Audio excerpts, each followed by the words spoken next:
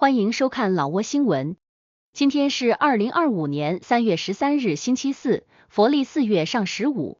万象阵雨转多云，23到32摄氏度。今天是佛日，提醒各位听众别忘礼佛，祝愿大家都能积功德、结善缘、得福报。今天的主要内容有：老挝外汇报价、股市收盘行情、黄金市场报价、万象燃油价格以及老挝时事要闻。首先来关注外汇。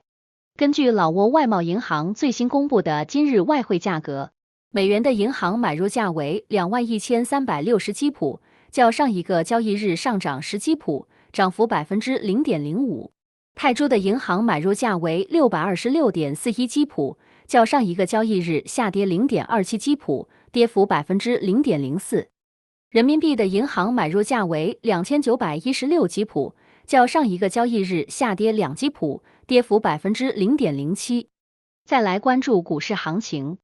根据老挝证券交易所最新收盘报告显示，昨日老交所综合指数收于1121.86点，较上一个交易日下跌12.49点，跌幅1.10%。开盘1125.56点，最高1132.01点，最低1106.49点。成交量124800股，成交金额18456.65万基普。成交量最高的股票是外贸银行，收盘价1530基普，交易量81200股，其次是老挝电力和马哈腾。成交额最高的股票是外贸银行，收盘价1530基普，交易额12434.5万基普，其次是老挝电力和萨万尼。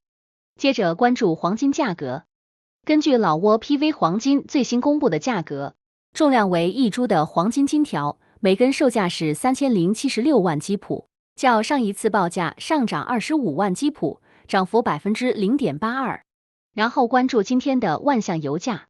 今天万象市各加油站执行3月12日老挝工贸部公布的燃油价格。柴油每升18440基普，普通汽油每升22130基普，95号汽油每升27680基普。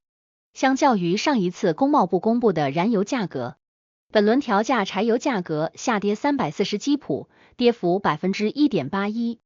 普通汽油价格下跌560基普，跌幅2.47%。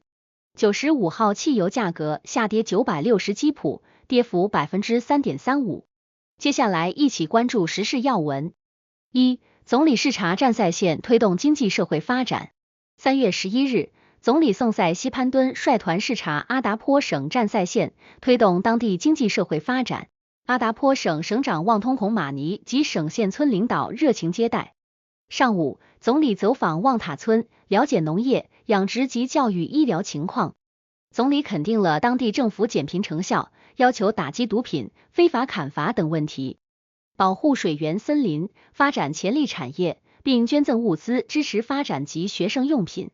下午，总理视察旺塔矿业公司金矿项目，公司董事长彭塞占纳塞亚森纳向总理汇报了项目发展情况。过去2年，公司上缴国家的税费超3000亿基普。总理要求确保经营合法合规，促进地方与公司合作，增加就业，加大基础设施投入，提升居民生活水平。二、老挝中国优质肉牛品种研发合作签约。3月11日，老挝农林业及农村发展研究所在万象与北京联宇科技有限公司签约，合作研发优质肉牛品种。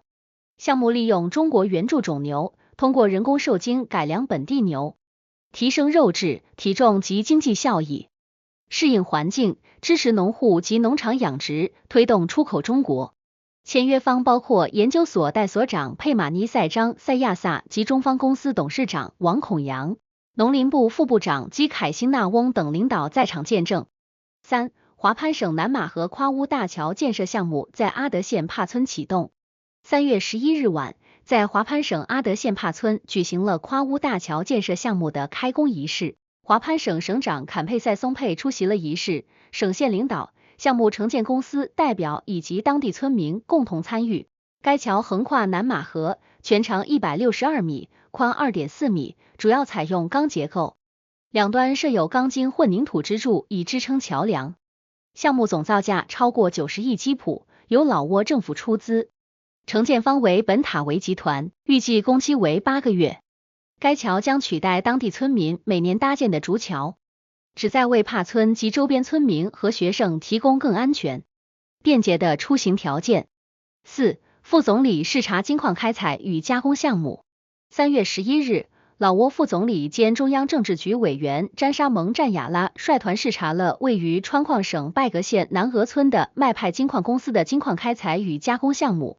公司董事长汇报了项目进展，表示2022年底川矿省成功举办了全国运动会，为此公司协助修建了多条道路，总长 15.8 公里，投资208万美元，并向当地卫生部门捐赠了价值100万美元的医疗设备。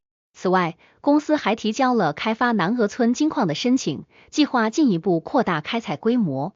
自项目启动以来，公司已累计投资超过1400万美元，创造了2135个就业岗位，并为当地提供了多项基础设施支持，包括学校、道路和桥梁建设。5. 澳大利亚大使参加林福斯物流公司在华潘省开业仪式。3月5日，澳大利亚驻老挝大使梅根·琼斯女士率团访问华潘省，参加了澳大利亚林福斯物流公司在华潘省的投资开业仪式。林福斯公司自2017年起在老挝开展业务，迄今已投资1000万美元。自2018年以来，公司已培训了200多名老挝工人，公司 50% 的员工为女性。2024年，林福斯公司与老挝啤酒公司签署了价值1500万澳元的合同，负责在华潘省、风沙里省和万象市运输货物。同年7月，林福斯公司签署了一份价值400万澳元的合同，为老挝啤酒仓库提供叉车。公司经理布兰登曼加表示，由于北部省份的道路崎岖且风力强大，投资10辆小型卡车将有助于提高安全性和客户服务能力。澳大利亚驻老挝大使梅根·琼斯表示，3月6日是老挝和澳大利亚签署全面伙伴关系1周年纪念日。澳大利亚正在东南亚经济战略方面不懈努力。6. 2025年石屋庙宇庆典活动开幕。3月11日，沙湾拿吉省塞普通县举行了2025年石屋庙宇庆典活动开幕式。塞普通县文化社会工作负责人彭马宋维来出席活动。彭马宋维来表示，石屋庙宇是一座卓越珍贵的建筑，展示了古代老挝人民的创造力，也是让后代了解老挝国家历史的象征。这座石屋庙宇是老挝国内继占巴塞瓦普寺之后的第2处此类建筑，因此县领导高度重视并为其创造有利条件，特别是在基础设施建设和旅游资源开发方面，以吸引更多国内外游客到塞普通县旅游。随后，县领导和群众参加了各种仪式活动，以向石屋庙宇致敬。这是连续第4年举办此类活动，活动还包括热闹欢乐的文艺表演。7. 老挝阿达颇省与越南多乐省签署全面合作协议。3月10日至11日，老挝阿达颇省委书记兼副省长萨尼塔努塞与越南多乐省人民委员会副主席郑公泰共同签署了2025年至2030年的全面合作协定。签约仪式在越南多乐省邦美属市举行，双方代表出席了此次仪式。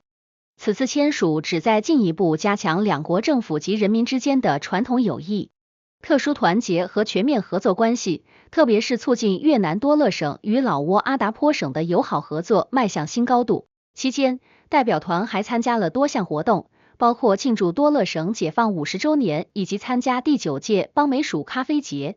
邦美属咖啡以其高水平的表现闻名于世界72国，在美国、日本、韩国及欧洲市场占据重要地位。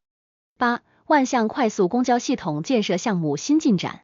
3月12日，万象快速公交系统建设项目负责人宋赛西冯赛向媒体表示，项目分为3个阶段实施。